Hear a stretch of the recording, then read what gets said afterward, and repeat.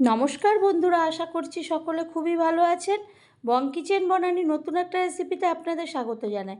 আমি আজকে যে রান্নাটি করব সেটি হলো কাতলা মাছ দিয়ে বাঁধাকপি। তার জন্য যা যা উপকরণ লাগবে আমি নিয়েছি এবং আমি আপনাদের একে একে করে দেখাবো। তো সরাসরি আমি একটা কড়াই বসিয়ে দিলাম। কড়াইতে প্রথমেই তেল দিয়ে দিলাম গরম হতেই। তারপরে আলুগুলোকে আমি কেটে রেখেছিলাম ডুমু ডুমু করে, হাফ হাফ করে, কিছুটা গোটা গোটা ছোট বড় আলু ছিল, সেইগুলোকে আমি প্রথমে একটু লালচে করে ভেজে নেব।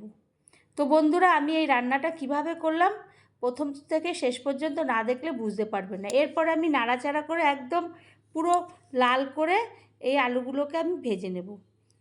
তো বন্ধুরা, আমার চ্যানেলটি যদি এখনও আপনারা সাবস্ক্রাইব না করেন তো প্লিজ সাবস্ক্রাইব করবেন, লাইক শেয়ার কমেন্ট করবেন, পাশে থাকা বেল বাটনটি টিপবেন, তাহলে যে কোনো রেসিপি আপনাদের কাছে আগেই পৌঁছে যাবে। আলুগুলোকে তুলে আমি এবার দিয়ে দিলাম কাতলা মাছ। ওই মাছটার মাথা দিয়ে আমি এই রান্নাটা করব। তা মাছের মাথাগুলোকে ভালো করে ধুয়ে নুন হলুদ আগে থেকে আমি মাখিয়ে রেখেছিলাম। এবার এপিট উপিট দুই পিট করে ভালো করে একদম লালচে করে সুন্দর লাল লাল একদম হবে, সেইভাবে আমি মাছটাকে, ওই মাছের মাথাটাকে ভাজবো। ভেজে একটা প্লেটের মধ্যে মাথাগুলোকে আমি তুলে নেব। এবার ওই তেলের মধ্যে আমি দিয়ে দেব ফোড়ন, দিয়ে দেব এলাচ, দারচিনি, লবঙ্গ, এই ফোড়ন দেব। আর দিয়ে দেব তেজপাতা। তো আমি আর একটু ওর মধ্যে তেল দিয়ে দিলাম, কারণ ওগুলো ভাজতে গিয়ে তেলটা অনেকটা চুষে নিয়েছে, এই কারণে। এরপর দিয়ে দিলাম তেজপাতা আর শুকনো লঙ্কা, আর দিয়ে দিলাম জিরে ফোড়ন।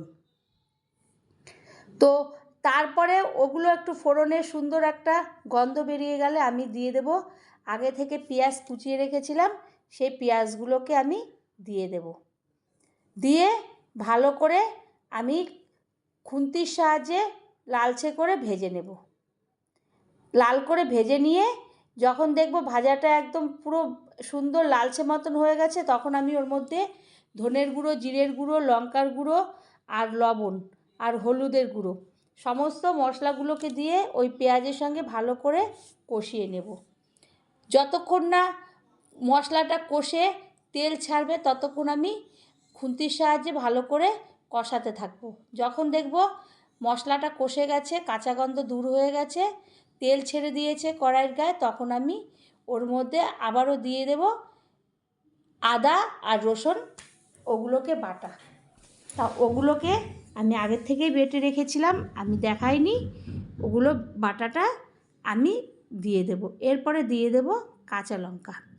কাঁচা লঙ্কা দেওয়ার পরে আমি দিয়ে দেব কড়াইশুঁটি। কড়াইশুঁটিগুলোকে দিয়ে কাঁচা লঙ্কা দিয়ে ওই মশলার সঙ্গে ভালো করে কষাতে থাকবো। তারপরে যখন ওটা কষে যাবে, পেঁয়াজ রসুনের, আদা রসুনের গন্ধটা সরে যাবে, তখন আমি ওর মধ্যে বাঁধাকপিটা দিয়ে দেব। বাঁধাকপিটা দিয়ে আমি ভালো করে খুন্তি দিয়ে বাঁধাকপিটা ওই মশলার সঙ্গে ভালো করে নাড়াচাড়া করে মেশাতে থাকব। আমি এইভাবে মেশাবো, একটু বাঁধাকপির থেকে জল ছাড়ে। তো আমি ওটা কোনো ঢাকনা দেব না, আমি ঢাকনা না দিয়ে আমি এমনি খুন্তি দিয়ে ভালো করে কষিয়ে কষিয়ে ওটাকে শুকনো করব। এরপরে আমি ওর মধ্যে দিয়ে দেব আলুটা, আর দিয়ে দেব আগে থেকে কেটে রেখেছিলাম টমেটো।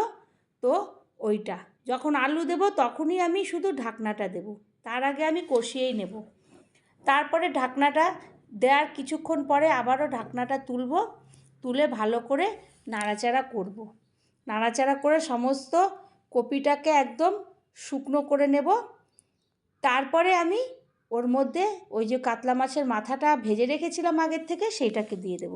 তো বন্ধুরা, শীত থাকতে থাকতে একবার হলেও এরকম কাতলা মাছের মাথা দিয়ে, কড়াইশুঁটি দিয়ে বাড়ির লোককেও এইভাবে একটা বাঁধাকপি করে খাওয়াবেন এবং নিজেরাও খাবেন।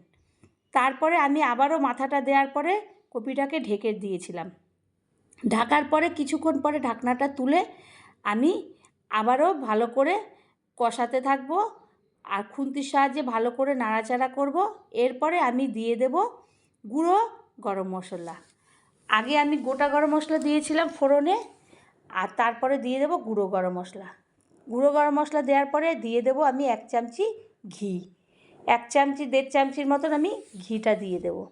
দিয়ে আমি আবারও ওই কপিটাকে নাড়তে থাকবো। তো বন্ধুরা, এরকম একটা কপি একবার হলেও বাড়িতে নিজেরা করবেন, এবং আমি কিভাবে করলাম সেটা সেইভাবে করে বাড়ির সকলকে একবার হলেও খাওয়াবেন। আশা করছি সকলেই আপনার রান্নার প্রশংসা করবে। তো এরপরে আমার কপিটা, আমার মশলা ঘি দেওয়ার পরে আমি কপিটাকে একটা প্লেটের মধ্যে তুলে নেব।